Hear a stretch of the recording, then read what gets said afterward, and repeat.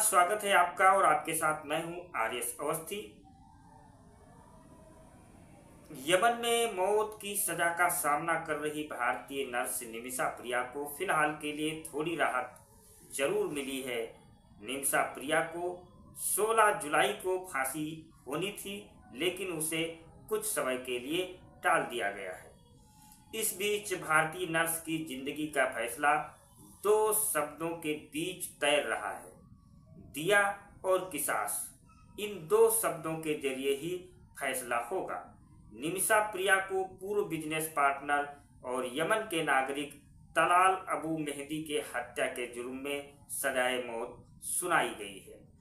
अब तलाल के भाई अब्दुल फतेह मेहदी का बयान सामने आया है, जिसने निमिषा प्रिया के लिए किसास की मांग की है।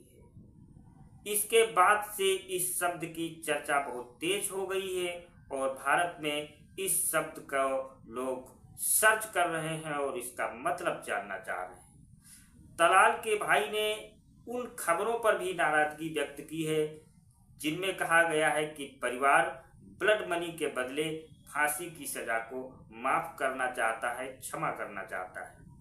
मेहदी के भाई ने और उनके परिवार ने कहा कि जिंदगी के बदले पैसे लेने में उन्हें कोई रुचि नहीं है। उन्होंने ये भी कहा कि निमिषा प्रिया के लिए किसास चाहता हूँ, जिसका मतलब है कि ये फांसी की सजा पर अमल चाहते हैं और चाहते हैं कि फांसी हो। क्या है किसास कानून, अब आपको बता देते हैं। तो किसास शब्द कुरान से लिया गया है, जिसका अर्थ होता है बराबर की सजा। शरिया या इस्लामिक न्याय शास्त्र में इसका मतलब है कि आंख के बदले आंख।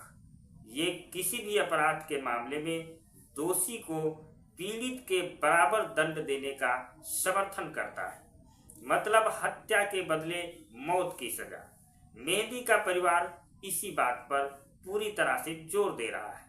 परिवार का मानना है कि निमिषा प्रिया ने हत्या के इरादे से तलाल को बेहोशी का इंजेक्शन दिया और फिर मौत हो गई और उसकी बॉडी को ठिकाने लगा दिया गया।